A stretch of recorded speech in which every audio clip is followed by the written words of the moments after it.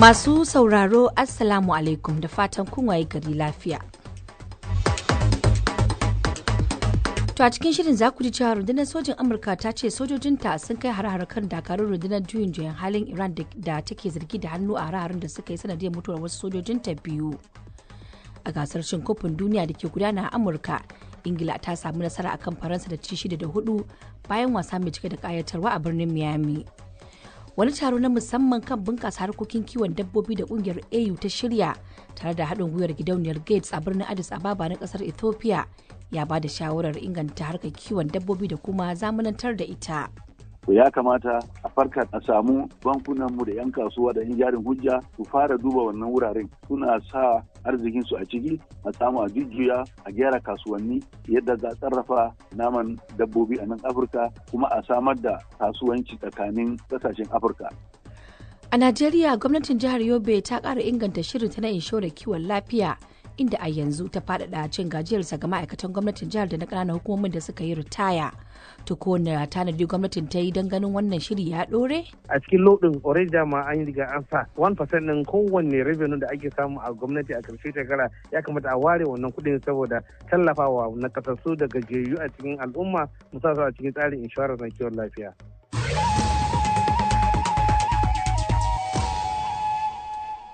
To akwai filinmu na taɓa kiɗi taɓa karatu duka a cikin shirin. Amma kafin nan sai na karanto labaran duniya. Suna na Aisha Sharif Baffa. Rundunar sojin Amurka ta ce sojojinta sun kai hare-hare kan dakarun rundunar juyin juya halin musulunci ta Iran wanda suke zargi da hannu a hare-haren da suka yi sanadin mutuwar wasu sojojinta biyu a Jordan. Amurka ta ce sojojinta biyu sun rasa rayukan nasu ne a waɗannan hare-hare, amma har yanzu ba a bayyana irin tasiri ko martanin da hakan ya yi ba. Har ila yau, Amurkan ta ce ta kai hare-hare kan cibiyoyin sa ido na sojin ruwa da bangaren tsaron sararin samani da kuma wasu wurare da jiragen ruwan Iran suke. Kafafen yaɗa labaran gwamnatin Iran sun rawaito cewa hare-haren jiragen yakin Amurka sun auka kan wuraren da suka hada da tsibirin Kashim da ke mashigar Hormuz da kuma wani gari da ke kusa da iyakar Iran da Iraki. Sai dai rahotanni ba su fayyace irin barnan da hare-haren suka haifar ba. Ana ta bangaren rundunar sojin Iran ta ce ta kai hare-haren jirage marasa matuka kan sansanonin sojin Amurka guda biyu a kasar Kuwait a matsayin martani ga hare-haren da Amurkan ta kai mata. Jagoran addini Iran Mujtaba Kamna'i ya yi alkawarin koyawa Amurka darasin da ba za ta taba mantawa da shi ba mako guda bayan tsananta kai hare-haren da bangarorin ke yi wa juna. Kamfanin dillanci labarai na Iran ya rawaito cewa Kamna'i ya bayyana hakan ne a cikin wata sanarwa inda ya ce Amurka ta keta yarjejeniyar farko wadda aka tsara domin kawo ƙarshen yakin, kuma hakan ya nuna cewa sahanin Donald Trump ba shi da wata kima ko sahihanci. Mujtaba Kamna'i bai fito fili a bainar jama'a ba tun bayan harin da ya yi sanadin mutuwar mahaifinsa wanda shine jagoran addinin Iran na baya a farkon yakin. Har yanzu ba a san inda yake ba, lamarin da yasa ake ci gaba da hasashen kan inda yake kuma yake gudanar da harkokinsa. Wani fitaccen mai rajin kare haƙƙin ɗan adam daga Cuba ya tsere zuwa Amurka domin neman mafaka bayan da aka bashi damar ficewa daga ƙasar inda ya shafa lokaci mai tsawo a gidan yari. Luis Manuel Otero Alcantara, wanda ɗan wasan kwaikwayo ne da kuma zane-zane, ya jagoranci wani yunkurin zanga-zanga na masu fasaha da masana ilimi a Cuba. He'd been imprisoned in 2022 for contempt, insulting national symbols. Wakiliyar BBC ce ya kasance a gidan yari tun a shekarar 2022 bisa laifukan raina hukuma da cin mutuncin alamomin ƙasa da kuma tayar da hankalin jama'a. Sai da kungiyar kare haƙƙin bil'adama ta Amnesty International ta bayyana shi a matsayin mutumin da ke bayyana ra'ayinsa ko kuma aƙidarsa. Sakataren harkokin wajen Amurka Marco Rubio ya ce laifin da Mr. Otero ya aikata kawai shine kin yin shiru da bakinsa da kuma amfani da fasaharsa wajen neman 'yancin walwala ga al'ummar Cuba. Mr. Rubio ya kuma yi kira da a saki fiye da fursunonin siyasa 700 da ake tsare da su a Cuban. To labaran duniya na zuwa muku ne daga nan sashen Hausa na BBC. Rasha ta kai jerin hare-haren jirage marasa matuƙa da dama kan babban birnin Ukraine wato Kyiv, da ta kai hari kan rumbunan ajiya na kamfanonin kasuwancin intanet. Magajin garin Kyiv, Vitali Klitschko, ya ce hare-haren sun haddasa gobara tare da lalata gine-gine da dama, ciki har da wani babban shago da kuma da cibiyar nishadantarwa. Rotanni sun ce akalla mutum ɗaya ya rasa ransa a hare-haren. Harin na Rasha ya zo ne kwana guda bayan Ukraine ta aiki da jirage marasa matuƙa domin kai hari kan rumbunan ajiya na kamfanonin kasuwancin intanet a yankunan Moscow da kuma Tambov na Rasha. Rotanni sun ce hare-haren sun yi sanadin mutuwar mutane 8 tare da haddasa gobara. Shugaban Ukraine Volodymyr Zelensky ya ce kamfanonin da aka kai wa harin suna samar da kayayyakin hada jiragen sama marasa matuƙa ga rundunar sojin Rasha ne. A gasar cin kofin duniya da ke gudana a Amurka, Ingila ta samu nasara akan Faransa da ci 6 da 4 bayan wasa mai cike da kayatarwa a birnin Miami. Wannan nasara ta Ingila ya ba ta damar lashe lambar tagulla a gasar, ma'ana yanzu tana matsayin na 3. Bronze medal matches in the history of the World Cup usually very, very forgettable. Wakilin BBC ce wasan neman na 3 a gasar cin kofin duniya wasa ne da ke daukar hankali. An zira kwallaye 10 a raga a wasan, abinda ba a taba gani ba irin wannan wasan, inda Ingila ta ci 4 wato ta ci 6 akan Faransa da 4. Hakan na a wasan an kafa tarihi inda baya ga Kylian Mbappe da ya zira kwallo 2 goma kenan a gasar ta bana, dan wasan Ingila kuma Bukayo Saka ya ci kwallaye 3 rigis a wasan. A yau Lahadi ne kuma Messi zai takale da a wasan karshe na ranar Lahadi na yau kenan, inda Argentina za ta kara da Spaniya. To karshen labaran duniya da kenan daga nan sashen Hausa na BBC.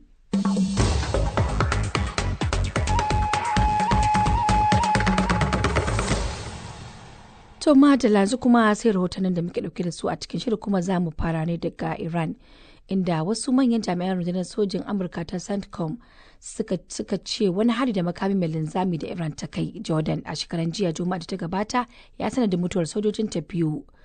Rundunar ta ce an ɗebe wasu daga cikin ma'aikatanta 4 zuwa asibitin Jordan, sai dai tuni aka sallame su, yayin da wasu daga cikin su kuma suka samu ƙananan raunuka kuma tunan suka koma bakin aiki. Karautan Khalifa Shehu Dokaji. Jami'an sojin na Amurka dai ba su fito fili sun bayyana bayanan sojojin nasu da aka halaka ɗin ba, ko kuma su yi ƙarin bayani kan musabbabin mutuwar tasu. Rundunar sojin Amurka ta CENTCOM ta ce a ranar Asabar ne dai Amurka ta kaddamar tare da ci gaba da kai hare-hare ta sama kan Iran karkashin umarnin shugaban kasar Donald Trump. Wannan dai shine rana ta 8 a jere da Amurka ke kai hare-hare kan Iran da zumma raunata ta, tare da ci gaba da kai hare-hare kan jiragen dagon kaya na 'yan kasuwa a mashigar ta Hormuz. Manufar kai harin dai shine ladabtar da dakarun juyin halin na Iran da suka kai hare-hare kan cibiyoyin sojojin Amurka da ke Jordan a daren da ya gabata, a cewar sanarwar, sai dai kuma sanarwar ba ta yi wani ƙarin bayani ba. Hakan dai ya biyo bayan makon sabunta kai hare-hare da Washington ke yi tare da toshe tashoshin gaɓar ruwan Iran, inda ita kuma Iran ɗin ta sanar da rufe mashigar Hormuz, wani mataki da ya kawo ƙarshen yarjejeniyar tsagaita wuta da ƙasashen biyu suka shiga da ta fara aiki a abin da bai wuce wata guda ba. A ranar Lahadi ne dai jagoran addini a Iran ya ce Amurka ta karya yarjejeniyar da suka shiga, wanda hakan ke ƙara fito da ainihin gaskiya ƙarara cewa shugaban Amurka Donald Trump ba shi da wata kima da daraja. A gaida Khalifa Shehu Dokaji. Wani babban taro na musamman kan bunƙasa harkar kiwon dabbobi da ƙungiyar haɗa kan Afirka ta AU ta shirya tare da haɗin gwiwar gidauniyar Gates a birnin Addis Ababa na ƙasar Ethiopia ya ba da shawarar ƙara mayar da hankali ga harkar kiwon dabbobi da inganta ta da kuma zamanantar da ita domin a haɓaka tattalin arzikin makiyayan da na nahiyar Afirka. Dr. Idi Muktar Maiha, ministan ma'aikatar bunƙasa kiwon dabbobi ta Najeriya, yana daga cikin wakilin ƙasashe 6 da suka halarci taron, ga kuma ƙarin bayanin da yi wa Abdulsalam Ibrahim Ahmed. Taro ne wanda aka yi gargashin kungiyar hada kan kasashen Afirka, wanda kuma aka samu tallafi daga Gates Foundation. Aka kira ministoci na kasashe guda 6 wanda za a gwada ruwa da su ne da Najeriya da mai karban bakuncinmu wato na Ethiopia da Kenya da Uganda da Somali da kuma Namibia. Mu muka haɗu aka tattauna ta yadda za a samu inganta sana'ar kiwo wanda aka gada. Wato wanda ake ci wanda suke kauracewa su kwana nan su tashi su yi nan zango su sake tashi su yi mashi kai wata 6 wata 4 ba sannan su yi wani wuri daban. To me aka duba a wajen taron?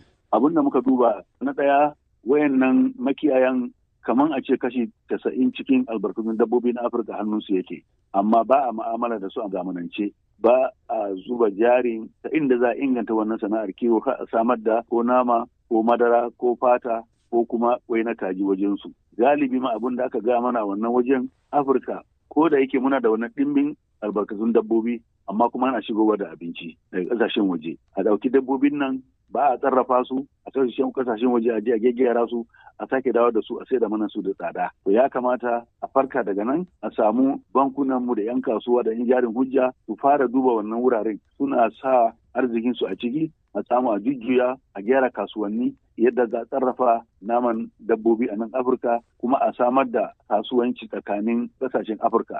To ko taron ya yi la'akari da irin matsalolin da su makiyayan ke fama da su a Afirka? Wayannan mutanen fa yawancin ƙasashen ba a kula su. Su dai suna nan su kawar daga nan su koma can ba a kula da su. Kuma ga ɗimbin duki a hannunsu. Kuma ba su kawai suke asara ba har mu ƙasashen Afirka ma gaba da suna asara domin wayannan mutane mu da 'yan Afirka ne kuma dukiyar a hannunsu yake kuma dukiyar Afirka ne. An yi la'akari da wannan. To waɗanne shawarwari aka daddale kansu a ƙarshen wannan taro? Na ɗaya dai mun samu yardan duk kasashen da suka hallara wannan taron cewa an gamsu da wannan bayanan kuma za a mai da hankali ga wannan a siyasance a ba da shugabanci mai inganci na ganin cewa an yi juya hali ga yadda ake hulɗa da wayannan makiyayan. Na biyu kuma ana so kowace ƙasa a nan nahiyar Afirka akalla in ta zo kasafin kuɗi ta ba da kashi 10 cikin 100 a wannan harkan na inganta kiwon dabbobi. Bayan haka kuma ana so a samar da kasuwanci tsakanin ƙasashen Afirka a gargashin da abin ke cewa African Free Trade Zone Agreement da aka yi shekarun baya. Ana so kuma yawancin abubuwan da ake nema irin su sha haraji wajen hada-hadar kaya ko kasuwanci tsakanin kasashen Afirka a samu a saukar da su a sassauta don a samu a inganta hulɗa tsakanin kasashen Afirka. Ana son kuma daga nan mu da kanmu mu yarda cewa wannan nahiyar tamu ce ba mai gyara mana ita ba mai inganta ta ba mai inganta rayuwarmu ba mai inganta rayuwar wayannan makiyayan in ba mu 'ya'yan Afirka ba. To amma yayuwar aiwatar da waɗannan shawarwari a aikace. Duk kasashen da suka halarci wannan taro idan sun dawo takardar da ka rattaba hannu za a miƙa wa shugabanni wayannan kasashe a ce ba ga yarjejeniyar da aka cimma a wannan taro kuma muna faran cewa za a fara aiwatar da wayannan shawarwari da aka ɗauka a hankali